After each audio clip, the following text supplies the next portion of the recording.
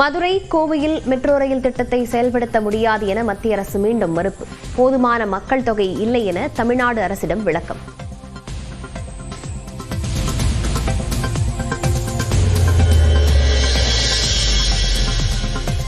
சென்னை கோவையில் 5 கிலோ மற்றும் 10 கிலோ சமையல் எரிவாயு சிலிண்டர்கள் அறிமுகம். மக்களுக்கு எளிதாக கிடைக்கும் வகையில் இந்தியன் ஆயில் மற்றும் HPCL நிறுவனங்கள் அறிவிப்பு.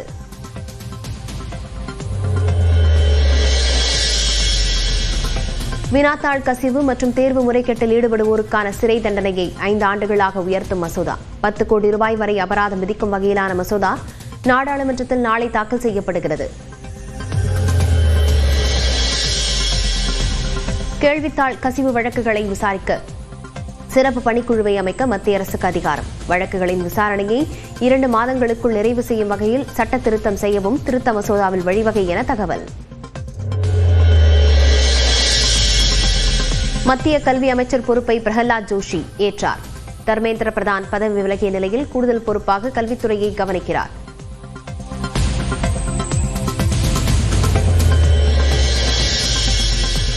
எந்த பதவியையும் விட மாணவர்களை முக்கியம் என மத்திய அமைச்சர் அமித்ஷா கருத்து. கல்வி அமைச்சர் பதவியிலிருந்து தர்மேந்திர பிரதான் விலகியதை குறிப்பிட்டு எக்ஸ் தளத்தில் பதிவு.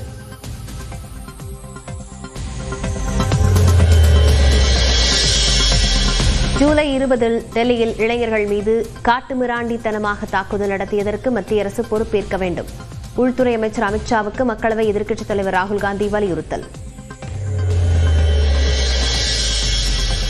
சென்னையில் நடந்த நீட் தேர்வுக்கு எதிரான போராட்டத்தில் புகுந்து திமுக குழப்பம் விளைவித்ததாக அமைச்சர் நிர்மல்குமார் குற்றச்சாட்டு. தேவையற்ற அரசியலை திமுக செய்வதாகவும் விமர்சனம்.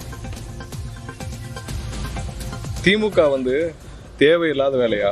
திமுக அவங்களுடைய உதயநிதியோ இல்லை அவங்க உதயநிதிக்கு யாரோ தவறாக அட்வைஸ் பண்ணுறாங்களான்னு தெரில. அவங்க கொண்டு போய் ஜென்சி டிஎம்கே அப்படின்னு போய் டிஷர்ட்டை போட்டு அங்கங்கே 2 பேரை ஒரு 4 பேரை 200-300 கொடுத்து உட்கார வச்சிருக்காங்க. கடந்த திமுக ஆட்சியின் சட்ட குளறுபடிகளால் தான் காவிரி மேகதாது அணை விவகாரத்தில் இன்று மிகப்பெரிய சோதனை என அமைச்சர் ஆதவர்ஜனா குற்றச்சாட்டு.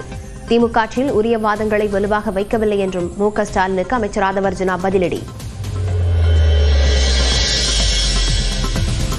தென்மண்டல கவுன்சிலில் முதலமைச்சர் விஜய் தலைமையில் உறுப்பினர்களாக இடம்பெறும் அமைச்சர்கள் நிர்மல்குமார், ராஜ்மோகன். அரசாணை வெளியிட்டது தமிழ்நாடு அரசு.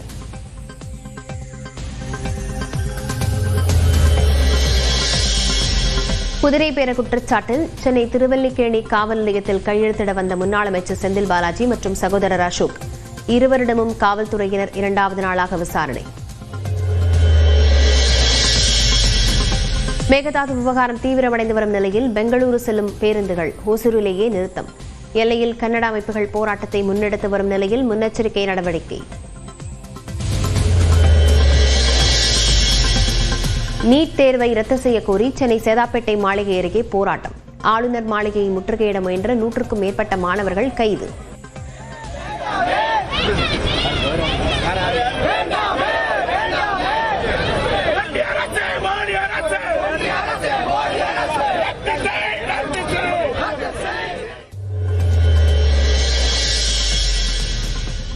விடுமுறை தினம் என்பதால் பழனி, திருச்செந்தூர் கோயில்களில் அலைமோதிய கூட்டம். திருவண்ணாமலையில் 4 மணி நேரம் காத்திருந்து தரிசனம்.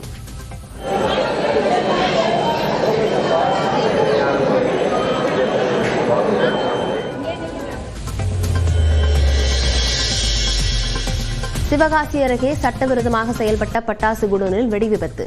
நாராயணபுரத்தில் நடந்த விபத்தில் 2 உயிரிழந்த நிலையில் 1 படுகாயம்.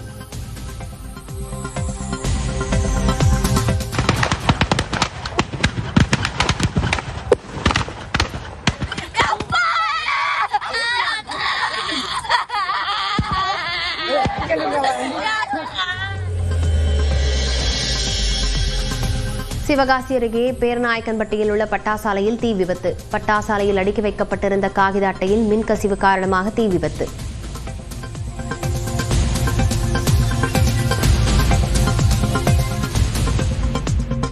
தேனி மேகமலை மலைவாழ் மக்களை வெளியேற்றும் நடவடிக்கைக்கு எதிர்ப்பு தெரிவித்து கடமலைக்குண்டுவில் பொதுமக்கள் ஆர்ப்பாட்டத்தில் ஈடுபட்டுள்ளனர். இதுகுறித்த விவரங்களுடன் செய்தியாளர் பழனிக்குமார் இணைந்திருக்கிறார். பழனிக்குமார், என்ன கோரிக்கைகளை வலியுறுத்தி இந்த முழக்கங்கள் எழுப்பப்பட்டு வருகிறது?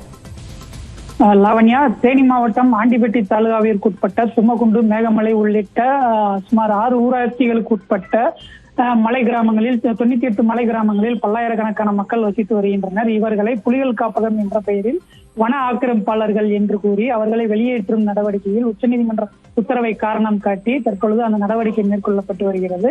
இதற்கு எதிராக தமிழ்நாடு அரசு உச்சநீதிமன்றத்தில் சீராய்வு மனு தாக்கல் செய்யக்கோரியும் தங்களுக்கு 2006 வன உரிமை சட்டத்தின் கீழ் பட்டா வழங்க கோரியும் இன்றைய தினம் கடமலை மயிலை ஒன்றியத்தில் கடையடைப்பு போராட்டம் நடந்து வருகிறது. அதன் தொடர்ச்சியாக தான் தற்பொழுது கடமலைக்குண்டு பகுதியில் தமிழக அரசின் கவன ஈர்ப்பு ஆர்ப்பாட்டமானது நடந்து வருகிறது. கடமலைக்குண்டு பகுதியில் உள்ள விநாயகர் கோயில் திடலில் நடந்த இந்த ஆர்ப்பாட்டத்தில் ஆண்டிப்பட்டி திமுக எம்எல்ஏ மகராஜன், அதிமுக தேனி கிழக்கு மாவட்ட செயலாளர் முருகோடை ராமர், பாஜக தேனி மாவட்ட தலைவர் ராஜபாண்டியன், மார்க்சிஸ்ட் தேனி மாவட்ட செயலாளர் ராஜபாண்டி ராமச்சந்திரன் உட்பட பல்வேறு அரசியல் கட்சி பிரமுகர்கள், வழக்கறிஞர் சங்கத்தினர், விவசாய அமைப்புகள் மற்றும் வணிகர்கள், வர்த்தகர்கள் என ஏராளமானோர் பங்கேற்றனர். அவர்களுடன் மேகமலை மலைவாழ் மக்கள் பல்லாயிரக்கணக்கானோர் இந்த கவன ஈர்ப்பு ஆர்ப்பாட்டத்தில் பங்கேற்றனர்.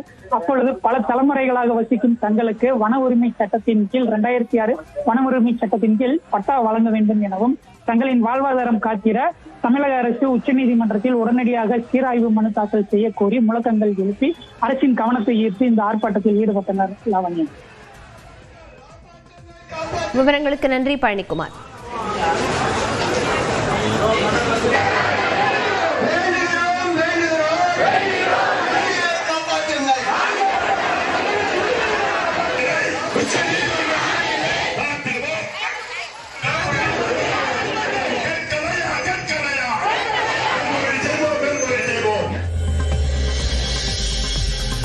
தென்காசி மாவட்டம் சங்கரன் கோயிலில் ஆடித்தபசு தேரோட்டம், பல்லாயிரம் பக்தர்கள் பங்கேற்று சாமி தரிசனம்.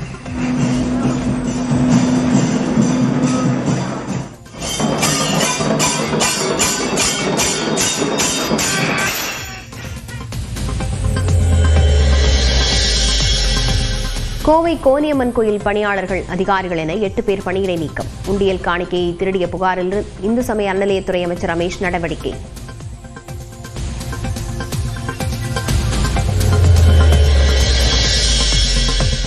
தமிழ்நாட்டில் நடப்பு கல்வியாண்டில் MBBS மற்றும் BDS பட்டப்படிப்புகளுக்கு ஆன்லைன் விண்ணப்ப பதிவுக்கான கால அவகாசம் நீட்டிப்பு.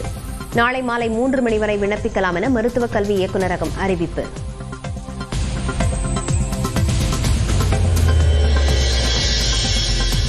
டாஸ்மாக் மதுக்கடை பார் தொடங்குவதற்கான விதிமுறைகளில் தளர்வு. மதுக்கடையுடன் இணைந்தே இதுவரை பார் தொடங்க அனுமதிக்கப்பட்ட நிலையில் இனி 100 மீட்டர் தூரத்திற்குள் தொடங்கலாம்.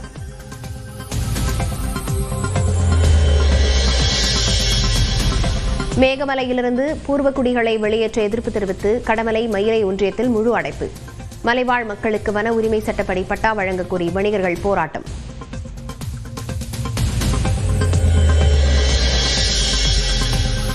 ஆடி மாத பிரதோஷம் மற்றும் பௌர்ணமியையொட்டி விருதுநகர் மாவட்டம் சுந்தரகிரி மலைக்கு கோயிலுக்கு செல்ல 4 நாட்கள் அனுமதி. ஆயிரக்கணக்கான பக்தர்கள் மலையேறி சென்று வழிபாடு.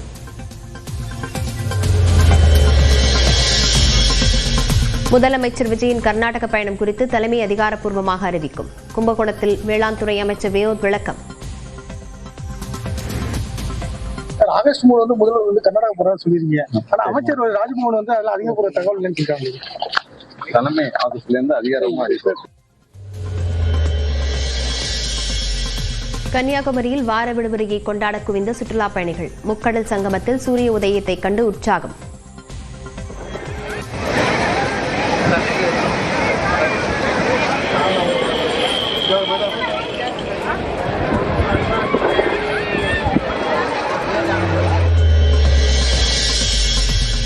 நீலகிரி மாவட்டத்தில் பருவமழை பொய்த்து போனதால் 35 ஆண்டுகளில் இல்லாத வறட்சி.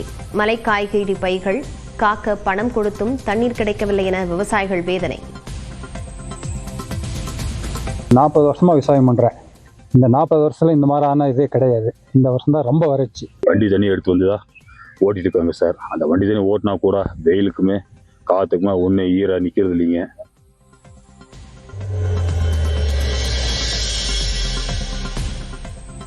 ஞாயிற்றுக்கிழமையொட்டி சென்னை காசிமேடு மீன் சந்தையில் குவிந்த மக்கள். விலை குறைந்த நிலையில் அதிக அளவில் வாங்கிச் செல்ல ஆர்வம்.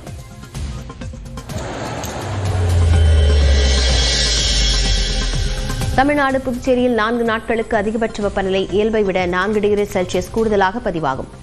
வானிலை மையம் கணிப்பு.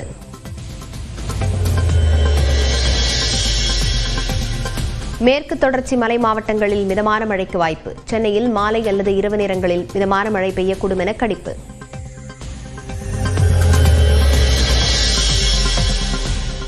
திருவண்ணாமலையில் மோப்பநாய் மற்றும் ட்ரோன் உதவியுடன் விடிய விடிய நடத்திய சோதனையில் மது பாட்டில்கள் ஹான்ஸ் பறிமுதல். போதைப் பொருட்களை பதுக்கி விற்ற 7 பெண்கள் உட்பட 8 பேர் கைது.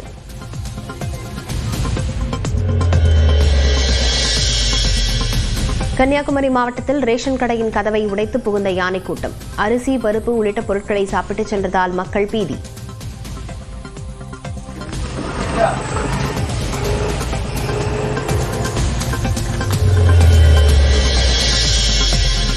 கோயில்களில் தரிசன கட்டணத்தை ரத்து செய்ய வலியுறுத்தல். சேலத்தில் இந்து முன்னணி அமைப்பினர் சங்கு ஊதி ஆர்ப்பாட்டம்.